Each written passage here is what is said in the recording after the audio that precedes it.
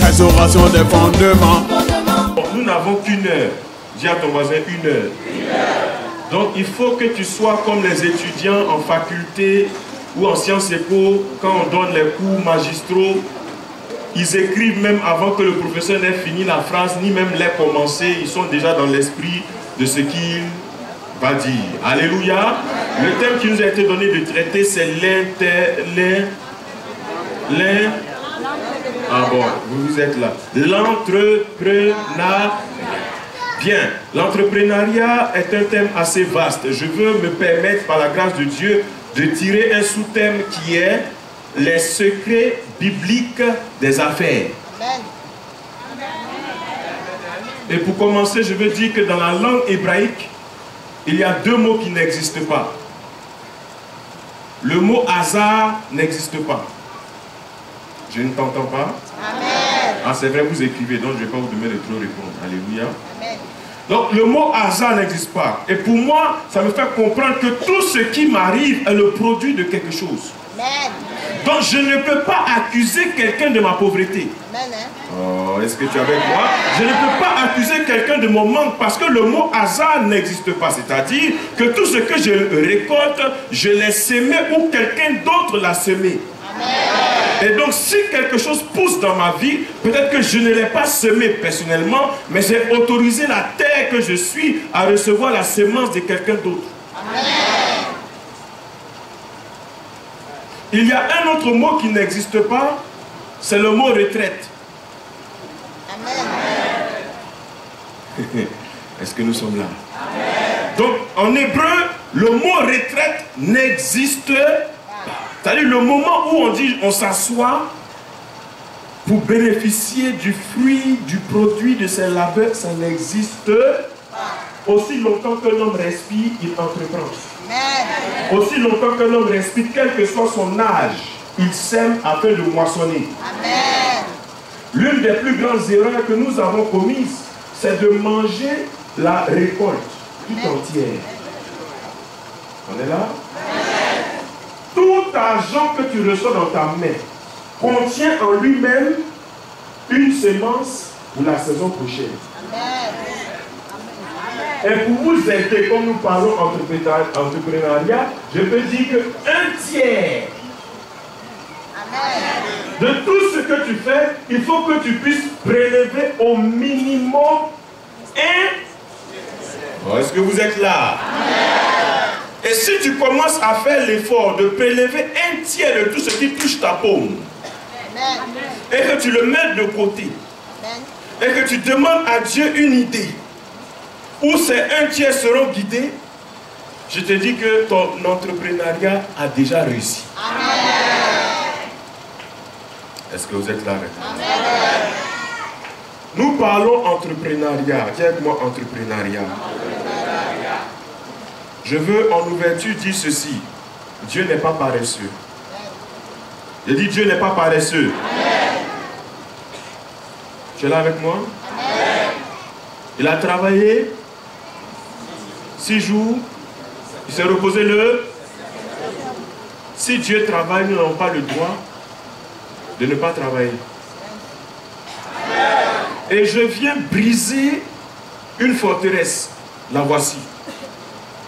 La forteresse qui dit que l'école est le seul chemin de la réussite est un mensonge du diable. On acclame bien. Ce mensonge nous envoie à enlever nos regards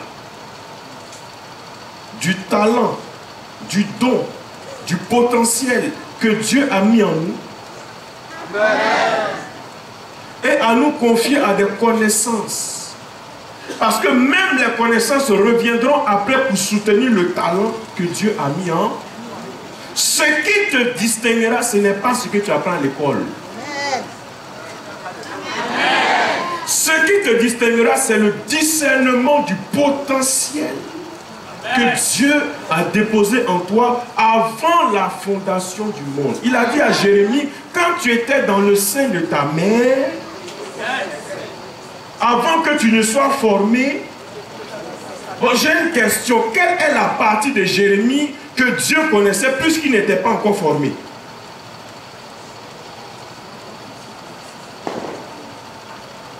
Dieu connaissait son esprit. Dieu connaissait son potentiel. Vous voyez, nous sommes errants parce que nous n'avons pas encore discerné ce que Dieu a mis en nous. Amen. Dis amen bien. Amen. Je me répète, la personne de Jésus produit le salut. Amen. Et l'observation des principes de Jésus produit la prospérité. Amen. Je veux dire que ces principes marchent pour les mystiques. Amen. Ces principes marchent pour les chrétiens. Amen. Et ces principes sont enfouis dans nos Bibles. Amen. Je viens par l'aide de Dieu refaire sortir ces principes-là pour que nous puissions en bénéficier. Dis amen bien. Amen. Les affaires, dis à ton voisin les affaires. Je vais te donner une définition assez simple des affaires. Est-ce que tu es là? Amen. Les affaires, c'est résoudre un problème sur la base d'un agrément avec une récompense. Amen. Résoudre un problème sur la base d'un agrément avec une récompense. Ça veut dire quoi? Tu es créé pour résoudre un problème. Amen. C'est un scandale de naître unique et de mourir comme la photocopie de quelqu'un d'autre. C'est-à-dire, tu nais avec un potentiel, au lieu de chercher qui tu es, tu veux imiter les autres, alors que la photocopie n'a de valeur que par rapport à l'original. Donc au lieu de chercher à passer par une photocopie, je te demanderai et je dirais que Dieu te demande d'être toi-même ton original.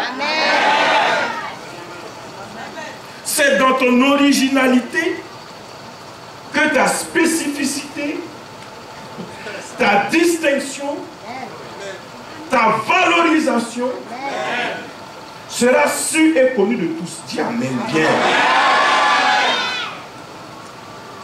Il y a tellement de choses à dire sur ces thèmes, mais je crois que Dieu va nous aider. Allons ensemble en Proverbe. Proverbe 31. Le verset 10. Nous lisons à 15. Nous lisons Proverbe chapitre 31, le verset, du verset 10 au verset 15. Qui peut trouver une femme vertueuse? J'ai dit qui peut trouver une femme vertueuse? Ça veut dire que ça ne se trouve pas partout. Dis amen bien. Amen. Continue. Elle a bien plus de valeur que les perles. C'est-à-dire quoi? Ce ne sont pas les bijoux qu'elle porte qui lui donnent de la valeur. C'est elle-même qui donne de la valeur aux bijoux qu'elle porte. Je ne sais pas si vous me suivez. Il a dit que tu peux porter du diamant et le diamant va manquer de valeur. Je vais te faire comprendre que c'est toi qui donnes de la valeur à la chaise sur laquelle tu es assise. Ceux qui n'ont pas la pensée renouvelée diront que le costume que je porte me donne une valeur. Non.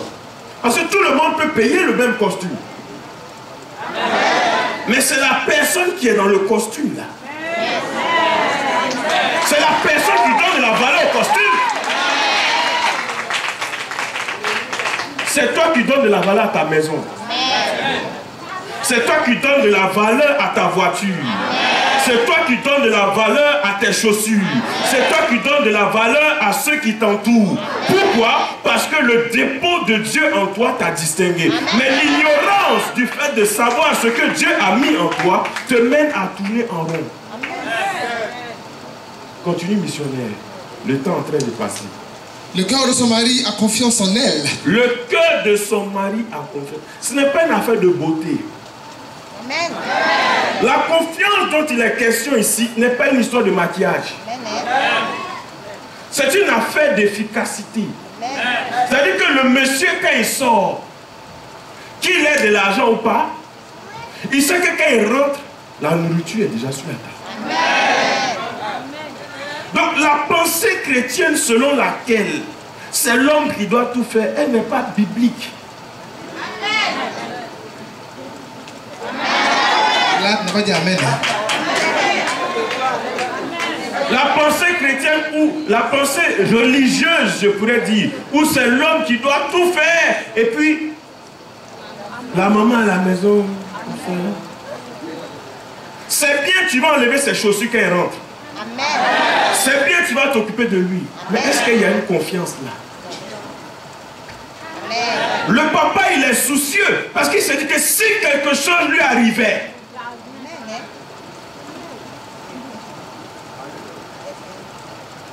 est-ce que tu es là bien avec moi? Pousse, pousse, pousse, missionnaire. Et les produits ne lui feront pas défaut. Les produits ne lui feront pas défaut. Est-ce qu'on a mentionné son mari? Répondez-moi. Les produits ne lui feront pas défaut. C'est-à-dire quoi? C'est-à-dire qu'elle a percé le secret de la semence. Elle a percé la révélation de la planification. Souvenez-vous avec moi, quand Joseph a interprété le songe de Pharaon, il a parlé de 7 années de vaches maigres et 7 années de vaches grasses. Ça veut dire quoi? Par l'explication du songe, il a pu travailler pour que même les années sèches ne se sentent pas.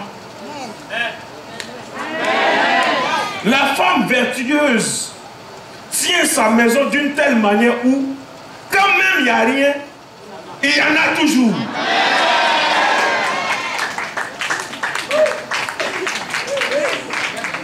Continue.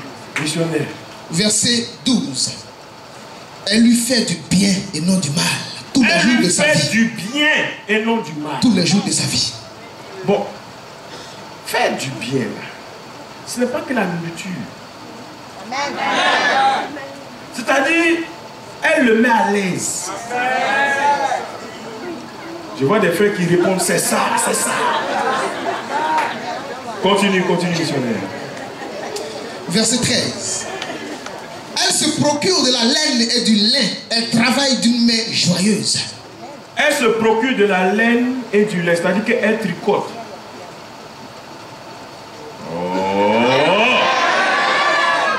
C'est-à-dire que même les temps qu'on appelle temps libre, elle travaille. Est-ce que vous êtes là avec moi? Même ce qu'on appelle temps libre, elle n'a pas le temps de critiquer. Elle n'a pas le temps de murmurer. Ses oreilles ne sont pas la poubelle du voisinage. Parce qu'elle est occupée. Dis bien amen là, dis bien. Quand elle tricote, en réalité, elle prépare la saison de l'hiver qui n'est pas encore arrivée. C'est-à-dire que... elle a déjà prévu ce qui n'est pas encore arrivé. Elle a déjà prévu, planifié ce qui n'est même pas encore manifesté. Si tu vis au jour le jour, tu ne peux jamais être dans l'entrepreneuriat. Un peuple qui est libéré de la servitude, qui doit aller dans le désert, ils vont faire quoi avec l'or et l'argent? Aidez-moi. Bon, il n'y a rien dans le désert, mais pourquoi ils n'ont pas laissé l'or et l'argent en Égypte? Aidez-moi. C'est leur héritage, leur bien. Oui, aidez-moi. C'est en prévision de leur futur. Oui. C'est ça. Oui. Pour. Merci. Pour adorer le Seigneur avec. Amen. Si tu n'as rien, ton adoration.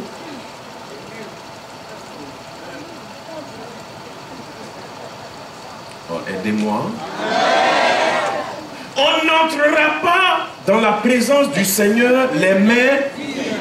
Dieu a parlé à Moïse, il dit, dis-leur d'aller demander leur dû. C'est-à-dire ils ont travaillé. Ils ne peuvent pas sortir sans ce qui leur revient de droit. Pourquoi? Parce qu'ils doivent adorer Dieu.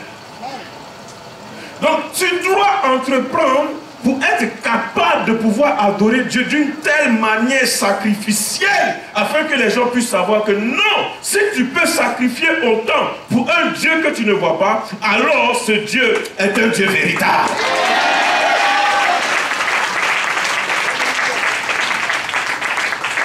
Quand les gens témoignent que tu envoies une 4x4, tu envoies un car, si, homme de Dieu, voici ma contribution à la vision. Mais si toi-même tu n'as rien à manger, comme on dit, si toi-même tu te cherches, la Bible dit en Matthieu 7, aidez-moi. Hein? Demandez, on vous donnera. Cherchez, vous trouverez. Frappez, on vous ouvrira. Amen. Bon, moi je dis simplement, trouvez, on vous cherchera. Amen.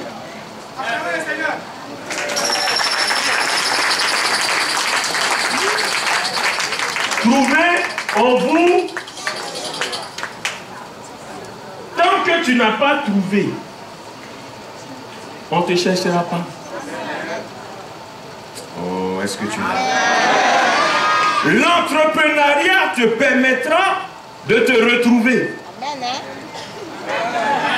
On a eu tendance à vouloir aider des gens sans que nous-mêmes nous soyons aidés. Bon, comment tu peux porter au dos des gens si toi-même personne ne te porte? Bon, excusez-moi, Dieu est un Dieu de principe. Il dit, je dresse devant toi une table en face de tes adversaires, psaume 23, joins d'huile ta tête et ta coupe. Bon, il faut que la coupe déborde, c'est-à-dire que ta propre coupe doit être pleine. Quand elle est pleine, elle déborde. Bon, si tu donnes de ce qui doit remplir ta coupe, comment est-ce qu'elle va déborder? Ne confondons pas la gentillesse et la bonté. Amen. Alléluia. Amen. La gentillesse est un piège. Parce que tu es tellement gentil que toi-même, quand tu rentres la nuit, tu souffres. Amna a appelé, Amna elle a appelé, j'ai donné. Kofi a appelé, je ne vous entends pas. D'abord a appelé, J'ai donné. Maintenant, quand tes factures viennent, le parlant en langue ne peut pas les payer. C'est un manque de sagesse. La bonté dit quoi? Je n'ai rien pour toi aujourd'hui. Mais comme je suis bon, tu as tes 10 doigts, tu as tes 10 orteils, tu as la force. Voici un champ. Voici la machette. Voici tes bottes.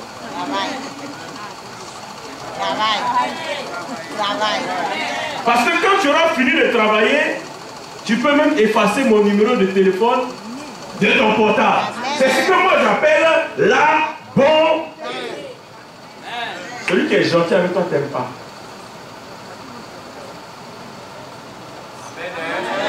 Celui qui est gentil fait de toi une personne dépendante à vie.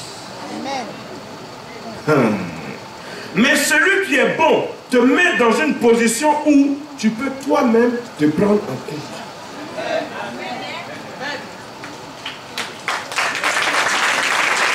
Celui qui te dit non dans la bonté, il a délivré ta vie à jamais de la paresse, de la négligence et de la dépendance. Dis amen bien.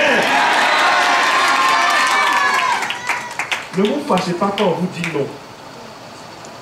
Je me suis rendu compte, professeur, que le non est la plus belle manière de prise de conscience pour un enfant de Dieu.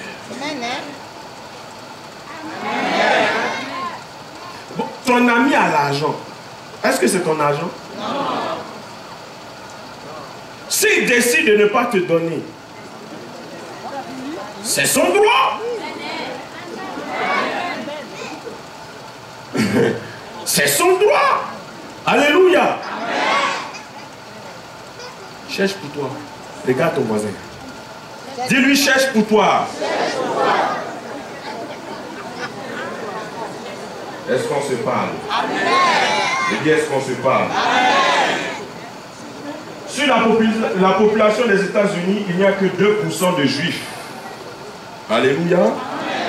Mais quand on fait les décomptes des hommes les plus riches, il y a plus de 60% de la population américaine qui sont des juifs et qui sont les plus riches. Je ne l'ai pas entendu. Certains diront non, c'est leur alliance avec Dieu. Bon, si ce n'était que leur alliance avec Dieu, nous, là, on n'aurait pas de chance.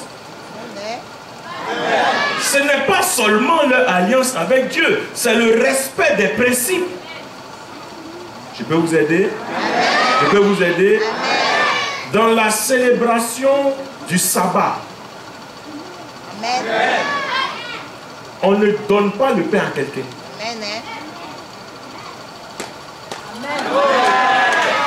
C'est-à-dire que depuis ta naissance jusqu'à ce que tu grandisses, on ne te donne pas le pain. Tu apprends déjà que le pain que tu vas manger là. Oh, ici, on donne. Mais le fait de donner n'aide pas.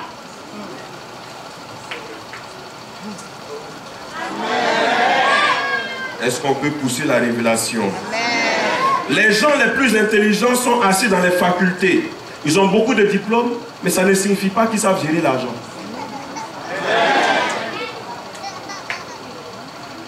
Les lois de l'Ancien Testament sont en majorité liées aux relations entre les hommes et les femmes et l'argent. C'est les deux points les plus importants des lois de l'Ancien Testament.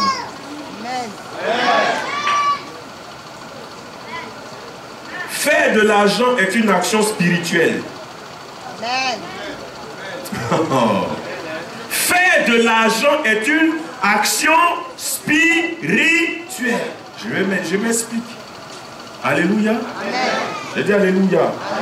Je n'ai pas dit que l'argent est lié à Dieu. Non, je dis faire de l'argent. C'est-à-dire travailler pour se faire de l'argent est une action. Pourquoi? Si nous devons consacrer notre dimanche à l'Éternel selon la parole de Dieu, ou notre samedi pour les Juifs, amen, totalement à l'Éternel, nous devons avoir suffisamment d'argent. Nous devons avoir suffisamment d'argent pour ne pas être dans le besoin de faire 10 boulots à la fois. Amen.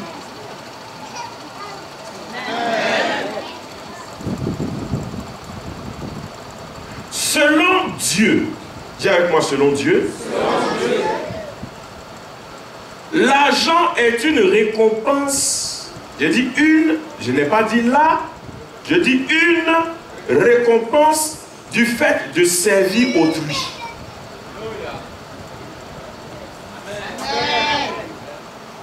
L'argent s'inscrit comme une récompense du fait de servir autrui. Donc, entreprendre, c'est répondre aux besoins de quelqu'un.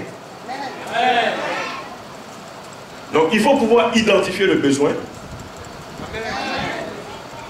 et répondre à ce besoin. Avant que Jésus ne commence le travail avec ses disciples, il a fait quelque chose qui m'a marqué et qui me marque encore. Marc 1, le verset 19. Marc 1, le verset 19. Disons Marc 1, le verset 19. Il est écrit ceci. Étant allé un peu plus loin, il vit Jacques, fils de Zébédée. À cette vue, Manoche et sa femme tombèrent la face contre terre. Amen. Amen. Amen. Bon, je ne connais pas la version du missionnaire, mais pour moi, c'est écrit Manoah. Amen. Dis avec moi, Noé. Manoah.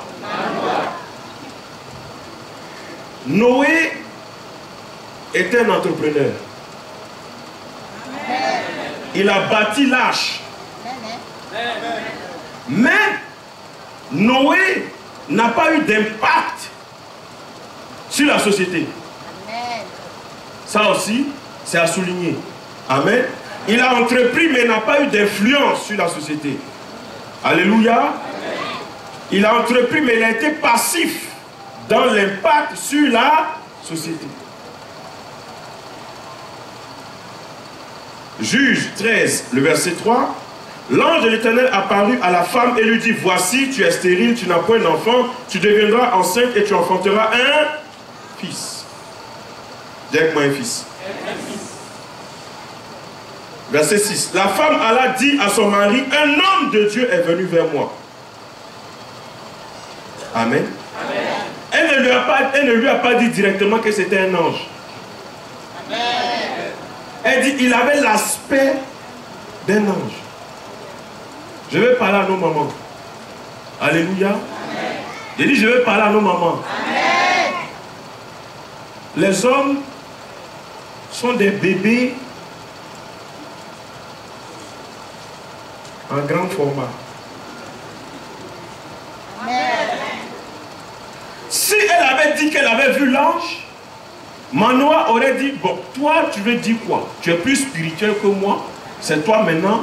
Moi, je suis la tête de la famille. C'est toi que l'ange vient voir pour parler de nos projets.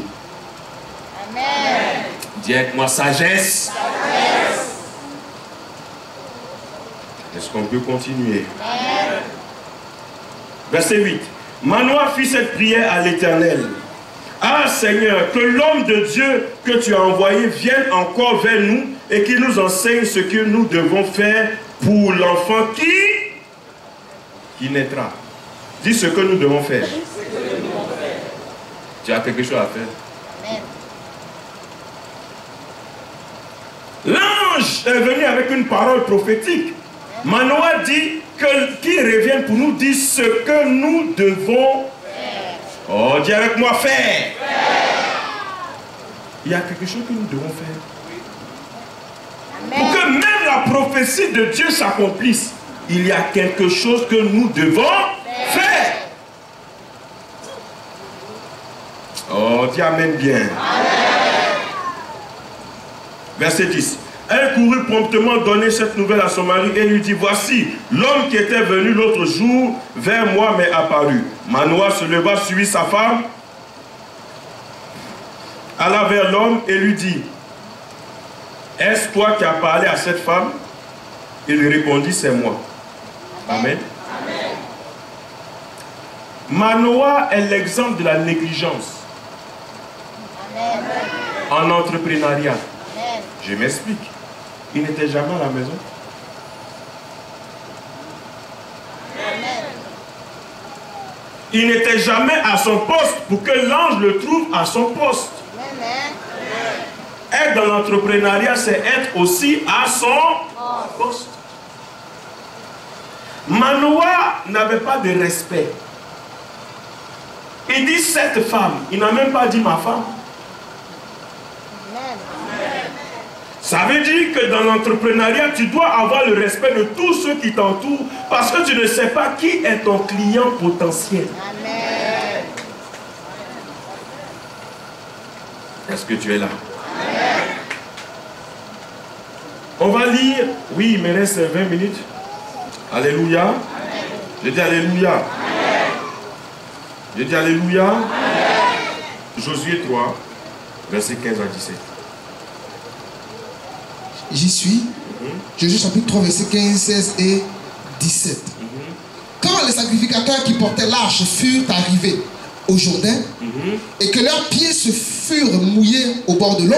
Dis avec moi, leurs pieds se furent mouillés. Leurs pieds se furent mouillés. En entrepreneuriat, tu ne peux pas attendre que le chemin soit déblayé.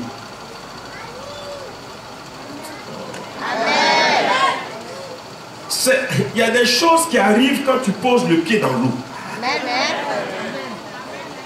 Oh, Alors poser le pied dans l'eau, c'est le pas de la foi. Parce que l'eau est encore là.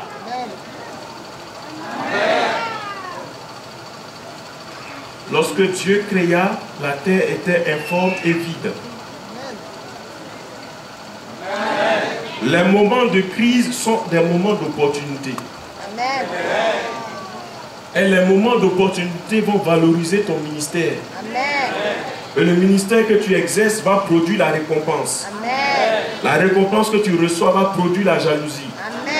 Et la jalousie qui va se manifester va engendrer un combat. Et ce combat va encore donner naissance à une autre crise. Et le cycle va recommencer. Dis amen bien. Continue s'il te plaît. D'accord. Au bord de l'eau, le Jourdain regorge par-dessus toutes ses rives tout le temps de la moisson. Les eaux qui descendent d'en haut s'arrêtent et s'élevèrent. Pardon, je reprends. Les eaux qui descendent d'en haut s'arrêtèrent et s'élevèrent en un monceau à une très grande distance près de la ville d'Adam, qui est à côté de Satan. Et celle qui descendait vers la mer de la plaine, la mer salée, fut complètement coupée. Le peuple passa vis-à-vis de Jéricho. 17 enfin, les sacrificateurs qui portaient l'arche de l'alliance de l'Éternel s'arrêtèrent de pied ferme sur le sec, au milieu du Jourdain, pendant que tout Israël passait à sec, jusqu'à ce que toute la nation eût achevé de passer le Jourdain. Amen. Amen. Alléluia. Il me reste 15 minutes et je veux prendre un dernier passage pour essayer de rassembler tout ça. Alléluia. Et 2 Rois chapitre 4, verset 1 à 7. 2 Rois chapitre 4, verset 1 à 7. Nous lisons tout le passage. D'accord. 2 Rois chapitre 4, verset 1 jusqu'au verset 7. Une femme d'entre les femmes des fils des prophètes criait à Élisée en disant: ton serviteur, mon mari, est mort, et tu sais que ton serviteur craignait l'Éternel. Or, le créancier est venu pour prendre mes 2 enfants et en faire ses esclaves. Verset 2. Élisée lui dit: que puis-je faire pour toi? Dis-moi, qu'as-tu à la maison? Elle répondit: ta servante n'a rien du tout à la maison qu'un vase d'huile. Et il dit: va demander au dehors des vases, chez tous tes voisins, des vases vides, et n'en demande pas un petit nombre. Quand tu seras rentré, tu fermeras la porte sur toi et tes enfants, tu verseras dans tous ces vases, et tu mettras de côté ceux qui seront pleins. Verset 5. Alors elle le quitta. Elle ferma la porte sur elle et sur ses enfants. Il lui présentait les vases, et elle versait. Lorsque les vases furent remplis, elle dit à son fils: présente-moi encore un vase. Mais il lui répondit: il n'y a plus de vase. Et lui là s'arrêta. Amen. Amen. Une femme d'entre les femmes des fils de prophètes cria à Élisée en disant: ton serviteur, mon mari, est mort, et tu sais que ton serviteur craignait l'Éternel. Or, dis à ton voisin: or. Bien. Il avait l'onction. Prophétisait. Guérissait les malades. Purifiait les lépreux. Il parle en langue. Tu parles en langue. Tu parles en langue. Tu pries pour les malades. Tu chasses les démons. Bien, c'est que tu es dans les conditions. Alléluia. Il faisait toutes ces choses, mais il n'en te prenait pas. Amen.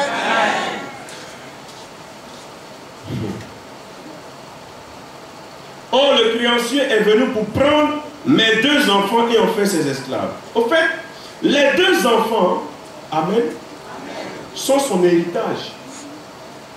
Amen. Les 2 enfants sont le témoignage. Amen. Le diable viendra arracher ton témoignage si tu ne fais que prier, prophétiser, chasser les démons sans entreprendre.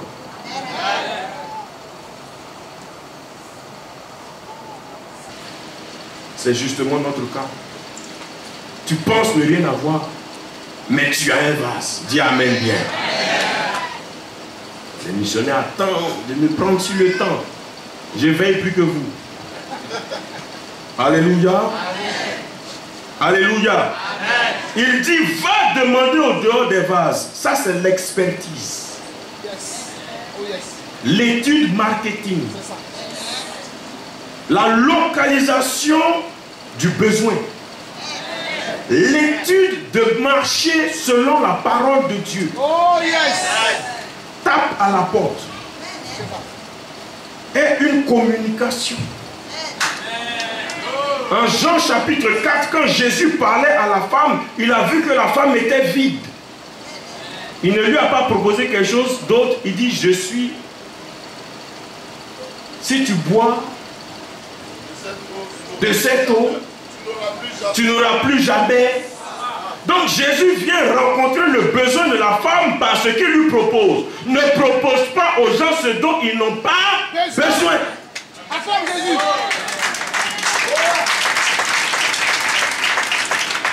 Des vases vides. Dis des vases vides. Dis avec moi des vases vides. Le mot vide porte encore l'accent sur le besoin. Parce que si le vase était déjà rempli, avec quoi on les remplirait? Ce que Dieu a mis en toi doit remplir les vases vides qui sont à côté de toi. On dit dans le voisinage. Dans le voisinage. Et ne pas aller chercher des vases trop loin. Ton entrepreneuriat commence dans ton voisinage. La première personne qui va goûter ton yaourt, c'est ta voisine. Pourquoi? Parce que ta voisine te connaît. Elle peut témoigner de ta moralité, elle peut témoigner de ta conduite, elle peut témoigner de ta spiritualité, elle peut témoigner de ce que tu es. Alors quand elle goûte, elle devient le premier ambassadeur du produit que tu as proposé.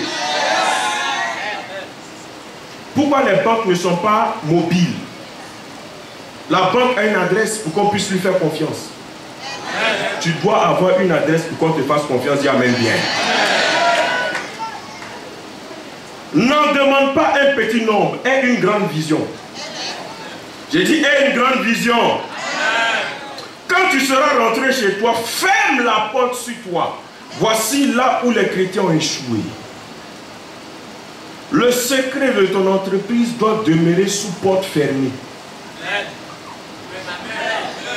La recette de Coca-Cola est l'une des recettes les plus protégées au monde. Le mélange là, les ingrédients qui font le Coca-Cola qu'on trouve dans nos campements jusqu'aux États-Unis, en France, en Afrique du Sud, ils ont conservé ça très jalousement. Pourquoi? Parce que c'est là la source.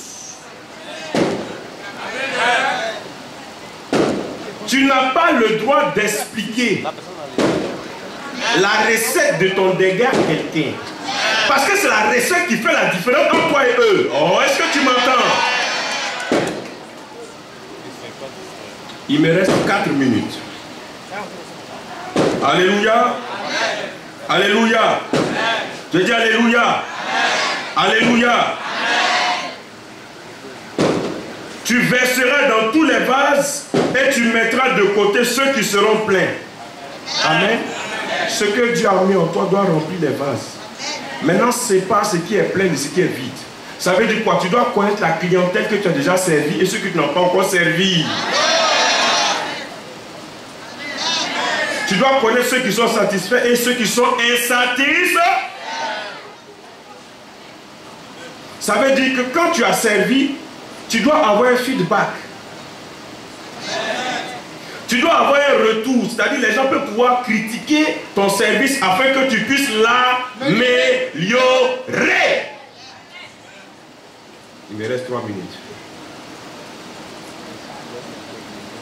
Alors, elle le quitta, elle ferma la porte sur elle et ses enfants. Il lui présentait les vides, elle les versait. Lorsque les vases furent pleins, elle dit à son fils, présente-moi encore un vase. Mais il lui répondit, il n'y a plus de vase et l'huile s'arrête. Dis avec moi, elle s'arrêta. Elle alla le rapporter à l'homme de Dieu et il dit, va vendre. Dis à ton voisin, vendre. Dis vendre. L'huile et paie tes dettes, tu vivras toi et tes fils de ce qui restera. L'entreprise naît quand les murs de ta maison ne peuvent plus contenir ce que tu produis. Quand les murs de ta maison ne peuvent plus contenir ce que tu produis, alors tu dois sortir le vendre. Aidez-moi. Donc, un chrétien qui a des difficultés à fixer un prix pour un service rendu à besoin de délivrance. Oh, maman pasteur, ça coûte combien? Non, donne ce que tu veux. Tu n'aides pas la personne. Parce que celui qui entreprend doit valoriser le travail d'autrui pour que son propre travail soit aussi valorisé. Donner cadeau. Et ça, je l'ai dit il y a 3 semaines à Nantes. Je dis, quand quelqu'un te donne quelque chose cadeau, il prend quelque chose en toi. Refuse les cadeaux. Quand on te donne le cadeau, fais tout. Donne au moins quelque chose. Pour équilibrer la balance. Nous parlons de choses spirituelles. Mon temps, il reste 1 minute. Je vais terminer avec un témoignage. Dis Amen. Dis Amen. Il y a un homme de Dieu américain dont je veux taire le nom. Il a commencé comme évangéliste. Alléluia. Quand il prêchait, ceux avec quoi on le bénissait, c'est de ça qu'il vivait. Et il a tellement prêché qu'un jour, on l'a béni à un certain niveau. Alléluia. Qu'est-ce qu'il a fait? Il a payé une machine pour enregistrer ses prédications. Il n'a pas payé une voiture. Il n'a pas payé une maison. Il n'a pas payé un costume. Il a payé un enregistreur. Et à cet enregistreur, il a payé un duplicateur. Donc quand il voyage, ses prédications, il les enregistre. En même temps, les CD sortent, à la sortie, il vend.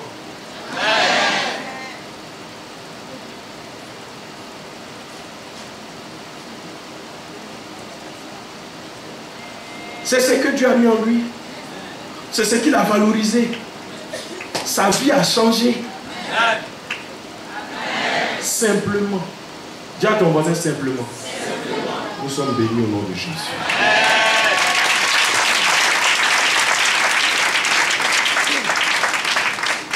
J'attends vos questions. Voilà.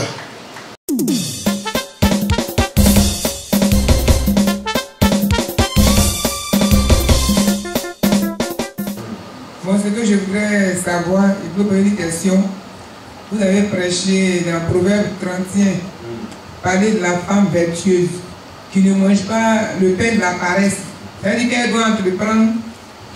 Bon, il y a des maris qui ne veulent pas que leur femme travaille. Mais toi, la femme, tu as attendu l'enseignement, tu as envie d'entreprendre, mais tu n'as pas les moyens. Comment tu peux faire pour entreprendre? L'entrepreneuriat de la femme vertueuse profite à sa maison. Donc si une maman n'a pas les moyens d'entreprendre, j'ai parlé des tontines.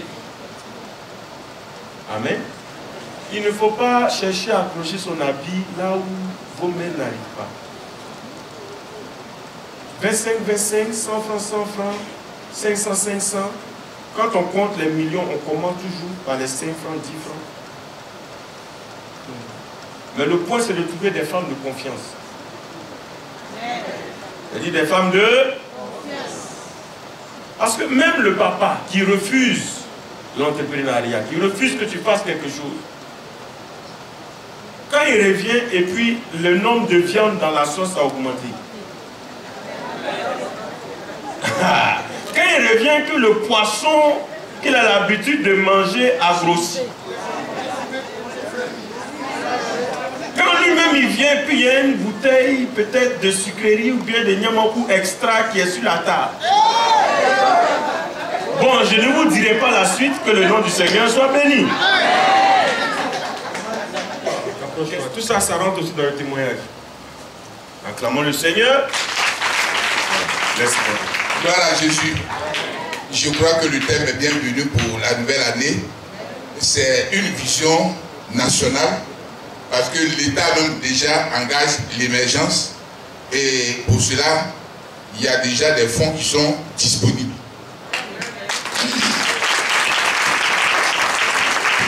Il y a des fonds qui sont disponibles pour les femmes, notamment au niveau des FACI. Dans mon département, déjà, j'ai près de 40 femmes qui ont bénéficié de ces fonds. Il y en a qui ont eu 200 000, il y en a qui ont eu 300 000. et je crois que la procédure n'est pas difficile. Que l'église s'organise, on vous inscrit auprès d'une COPEC. Il y a une durée peut-être 2 semaines, vous aurez les moyens pour travailler. Deuxièmement, au niveau aussi de la jeunesse, il y a un ministère qui est là, les moyens sont mis en place pour financer les projets des jeunes. Donc, ouvrez l'esprit et engageons-nous. L'État est là pour nous soutenir, pour entreprendre. C'est ça l'émergence. Aller dans le même sens que papa, le préfet, moi, Joyce, j'ai organisé chez moi, dans ma région, une association de femmes. Et je n'ai que déposer les dossiers à la sous-préfecture pour être dans les normes. Et un jour, ça y est, le mois passé, le sous-préfet m'appelle. Ah, vous avez déposé les dossiers de votre association. J'ai dit oui. Il dit bon, voici ce que l'État vous donne. En fait, c'est pour faire, comment on appelle ça, la culture. Pour que les femmes plantent du vivrier, en fait. On veut vendre du vivrier. Donc, ils ont donné le matériel agricole. Et toutes les femmes de ma région, vraiment, elles m'attendent là-bas. Elles sont très contentes. C'est pour dire que l'entrepreneuriat, c'est l'heure. Nous devons nous lever. Vous avez lu un verset tout à l'heure en Josué 15, verset 17. Alors, après l'explication, si je comprends bien, c'est pour dire que jeter le pied dans l'eau, cela veut dire qu'il faut risquer, en fait. Voilà. Et moi, en ce qui me concerne, bon, je ne sais pas si c'est vraiment un fardeau, mais j'ai peur de risquer. C'est ça mon problème. Ah, là aussi, parce que... il faut savoir, la maman, ce n'est pas le papa là-bas. Il faut savoir que même dans le monde là-bas, l'on a dit qui ne risque rien n'a jamais rien. Et en économie, on a été formé pour dire que quelque part, le fait même que papa et maman quittent Cocody pour arriver ici, c'est un risque. Et ils ont risqué et ils sont arrivés. Et ils sont là. Au nom de Jésus. Il faut savoir que quelque part, si tu as peur, tu ne peux jamais entreprendre. Et si tu n'entreprends pas, tu ne peux pas t'en sortir. La maman. Est-ce que un chrétien peut-il entreprendre dans tous les domaines? Je prends un exemple. Il nous est arrivé que quelqu'un ait envie de créer une pompe funèbre. Et en tant que chrétien, c'est une affaire. Et si ça son activité, il doit prier pour que sa société marche. Vas-y, mon père. Comment est-ce qu'il doit procéder? Parce que souvent, on arrive à pouvoir avoir des activités et les conseillers, comme aujourd'hui, je suis un peu éclairé, que les conseillers doivent manquer. On dit déjà, par exemple, c'est pas la peine de créer une pompe funèbre, c'est pas la peine de travailler dans la conversation du vin. Il y a beaucoup d'activités. Je veux quand même avoir une idée. Quelles sont les activités dans lesquelles les chrétiens doivent s'abstenir de s'y mettre? Bon. Les gens qui meurent ne vont pas rester, leur corps ne va pas rester en surface de la terre. Il faut bien qu'on les entende. Si toi tu es au pompe funèbre, moi je connais un frère par lequel, qui est un grand responsable à niveau 7, les chrétiens, un serviteur de Dieu, un homme de Dieu.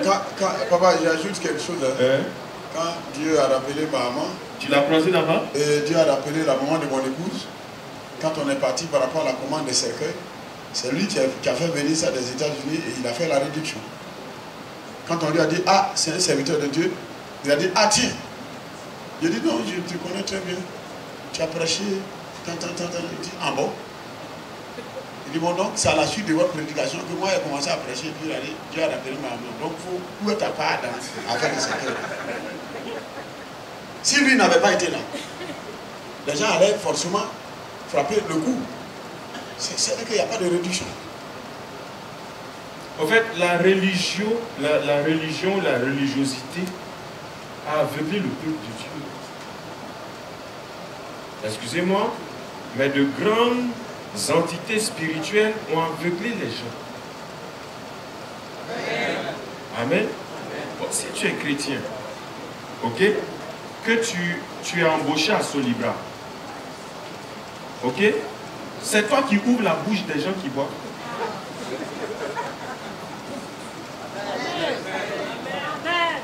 Amen. Tu fais ton travail, ok, mais ton témoignage dans ce lieu de travail, au lieu d'empêcher les gens de boire, va les amener à une conversion profonde. Et la conversion profonde a plus de bénéfices que de lutter contre le fait de boire. Si nous ne sommes pas dans les lieux de décision, les gens vont décider pour nous. Si nous n'avons pas des frères qui sont parmi les politiciens, comment la politique et les vertus de la parole de Dieu peuvent être mises sur la table? Donc nous là, on va rester à l'église ici. Rébro, Chama, Rébro, Bobo, Rébré, nom de Jésus. Et quand les gens prennent les décisions, on n'a personne là-bas pour nous représenter. Joseph était là, à côté de Pharaon, pour mettre des choses dans son esprit, pour ne même pas que les décisions bizarres passent par là. Est-ce que quelqu'un peut me dire Amen? Je sens qu'il y a quelque chose qui vient de te délivrer là. À moins que tu as passé ta main, je sens qu'il y a quelque chose qui vient de te délivrer. Et je bénis Dieu pour ça. Un chrétien ne fait pas de débit de boisson. Tu ne peux pas avoir calme. Ça, c'est pas possible. Ne vous enivrez pas de vin, c'est de la débauche. C'est-à-dire que ce n'est pas à toi travailler en solibra et puis avoir cave, c'est différent. Est-ce qu'on est ensemble? Voilà. C'est-à-dire que solibra, tu es comptable là-bas, tu es commercial. Ça là, c'est pas toi ton papa là, c'est pas toi qui donne aux gens de boire. Mais va prendre l'argent pour faire de bonnes choses bâtiments du Seigneur. On ne t'a pas dit d'aller voir. Si là-bas maintenant on te recrute en tant que quelqu'un qui goûte, ou pour savoir si c'est bon ou si c'est pas bon, là le chrétien ne fait pas ça. Parce que tu seras toujours ivre en venant à la maison. Que Dieu nous soutienne. Mais aller quelque part, créer un débit de boisson, avoir dépôt de boisson, alcoolisé et tout ça. Pardon, aujourd'hui il y a des dépôts de boissons, les Pepsi, les Coca-Cola et autres là, pour faire ça aussi. Je vais te dire que les Mauritaniens, quand tu vas dans leur boutique, il n'y a pas d'alcool, mais ils s'en sortent. Les marketing des réseaux dont on entend parler aujourd'hui en Côte d'Ivoire, tels que Forever, Tianti, on me parlait d'un autre où il faut donner 130 000, ensuite l'autre donne 130 000 et puis on avance. Est-ce que le chrétien peut participer? Amen. Bon, ce sont les trucs. En fait, il y a un phénomène, papa. En Côte d'Ivoire, la pauvreté a abruti les chrétiens. Merci, mon fils. Dans leur affaire de placement d'argent. Ils ont placé l'argent, qui a placé et puis ça disparaît. Levez les mains. Voilà. Et on vous a envoyé l'argent là-dedans. Bon, d'accord. Continuez de placer. Je dis, depuis que moi j'ai naquis et puis à la banque que j'ai travaillé, il n'y a aucun financier au monde qui a placé son argent comme vous faites là. On donne et puis après ça, en une semaine, ça devient 1 milliard. C'est trop facile. Et aujourd'hui, papa, il y a un phénomène Q-net. Comment un Q peut être net? C'est-à-dire comment on appelle Forever. Tanta. J'ai dit, bien aimé, jusqu'au jour d'aujourd'hui, les gens me poursuivent. Non, si tu me payes pour 160 000 ou 300 000, ça va être temps. J'ai dit, moi, Jésus ne peut pas envoyer ma richesse dans le fait de ça. C'est pas possible. Ou après toi, il faut mettre 2 personnes dedans. Les personnes doivent mettre d'autres personnes dedans. Ou ça là, ils vont mettre 2 personnes là-dedans. Je voudrais vous dire que, allons-y tout doucement. Alléluia. L'entrepreneuriat dont on parle, il y a des fonds disponibles, il y a des activités où chaque fois les gens mangent aujourd'hui, demain ils ont besoin de manger, faisons ça, on va aller de l'avant. Laissez qu'une aide. Alléluia. Non, c'est pas. Tout est permis, mais tout n'est pas utile.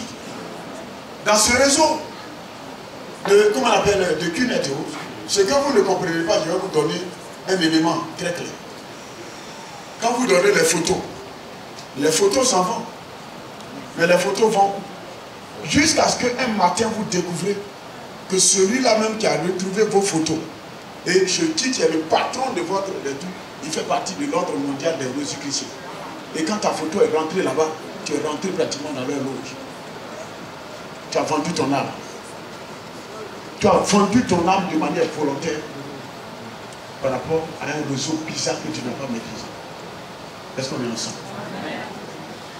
Le réseautage dont il parle, un exemple, comme le filet.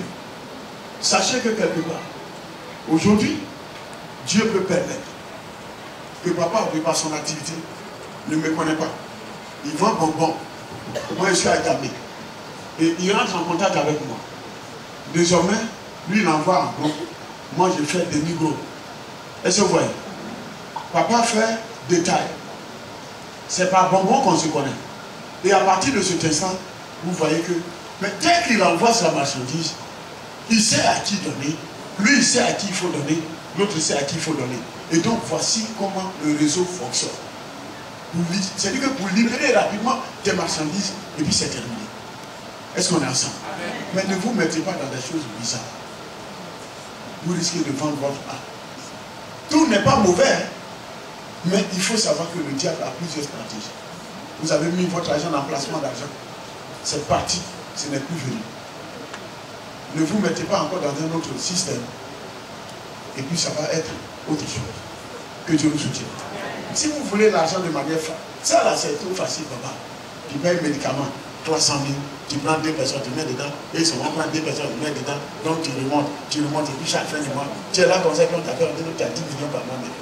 Mais papa. Et du moins, j'ai fait la banque. Sachez que quelque part, tous ces gens de choses qui se passent facilement, c'est que ça nous entraîne très loin. Et des fois, dans la délivrance, nous on est dans la délivrance. On se compromet la vie. Est-ce qu'on est ensemble? Je dis, papa, pour vendre banane, avec 200 000 francs de l'autre côté, comme monsieur le préfet vient de dire, si tu as 200 000 francs, tu peux vendre banane. Ça là, tu ne vends pas ton arbre. Tu t'en prends là, tout maudit chez moi. Voici les mamans qui sont là. Tu vas prendre banane, tout maudit, tu prends là. Tu viens vendre à Abidjan. Tu prends piment, tu viens vendre. Tu prends manioc, tu viens vendre. Placali, tu viens vendre. Ça là, c'est possible. Il suffit que quelque part, avant de vendre, pour ne pas perdre ton argent, il faut chercher qui paye à Abidjan. Il faut recenser. Il faut recenser. Les voisins. Il faut recenser qui prend en gros, qui vend en détail. Tu recenses 3 femmes, 4 femmes. Tu prends comment, à combien? Elle dit non, je prends pour moi à 7 000, 7 000. D'accord? Moi, si j'envoie, je peux te donner à 6 000. Je te livre à la maison. Au lieu de venir prendre ça à la gare, moi, je viens te livrer. 6 000. Ah, là maintenant, je ne paye plus le transport. Donc, je prends avec toi. À partir de cet instant, tu as 3, 4, 5, 6, 7. Dans tout Abidjan, je vais te dire que tu vas commencer à livrer au niveau de Placali. Mais quand tu livres Placali, il faut diversifier. Il faut accompagner ça de quoi là aussi. Oh, amen. Alléluia. Les corbeaux qui ont nourri Élie, ils étaient purifiés, ils étaient sanctifiés. Bon. Bien, ils n'étaient plus des corbeaux.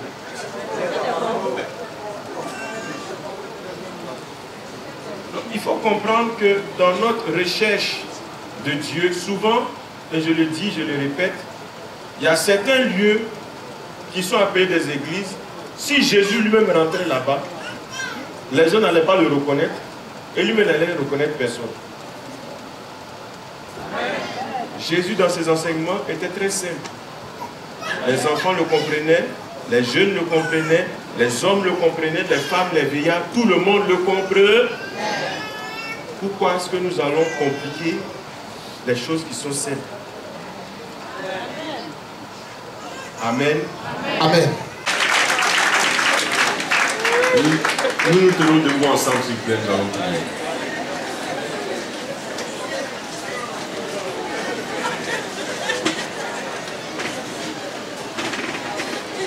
Alléluia.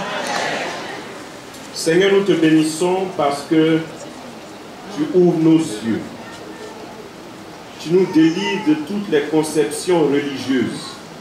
Tu nous délivres de tout ce qui n'est pas ta gloire. Une chose est sûre. Tu nous donnes la force de pouvoir mettre le pied dans l'eau afin qu'un chemin se fraye. Délivre-nous de la peur, de la crainte. Délivre-nous surtout de tout ce que nous avons entendu qui nous a bloqués depuis des années. et nous a empêchés d'entreprendre. Donne-nous un esprit d'intelligence, de sagesse, de crainte de Dieu, de connaissance, afin que ton nom soit glorifié. Donne-nous de pouvoir venir comme les rois mages, avec nos encens, nos parfums, avec de l'or, pour pouvoir t'adorer et te donner le rang qui te revient. Pour ma part, je te rends toute la gloire, l'honneur et la puissance. Au nom de Jésus-Christ de Nazareth, nous avons prié.